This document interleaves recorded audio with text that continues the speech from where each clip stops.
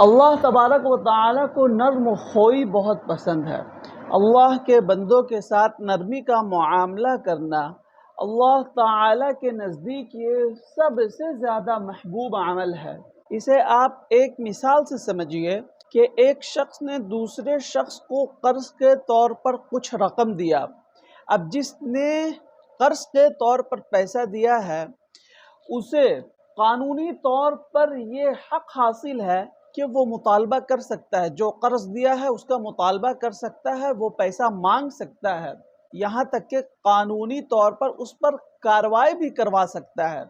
لیکن اسلام کا ایک مسلمان سے یہ مطالبہ ہے کہ صرف پیسوں کو نہ دیکھا جائے کہ آپ کا کتنا پیسہ چلا گیا اور کتنا پیسہ آ گیا، بلکہ یہ دیکھو کہ اللہ کے بندوں کے ساتھ نرمی کا معاملہ کرنا یہ اللہ کے نزدیک کتنا محبوب عمل ہے، کتنا پسندیدہ عمل ہے، جس کی کوئی حد اور انتہا نہیں ہے۔ اور اس کے بدلے میں اللہ تبارک و تعالی کل قیامت کے دن اسے اچھا بدلہ دے گا۔ قیامت کے دن اس کے ساتھ بھی اللہ تبارک و تعالی نرمی کا معاملہ کرے گا۔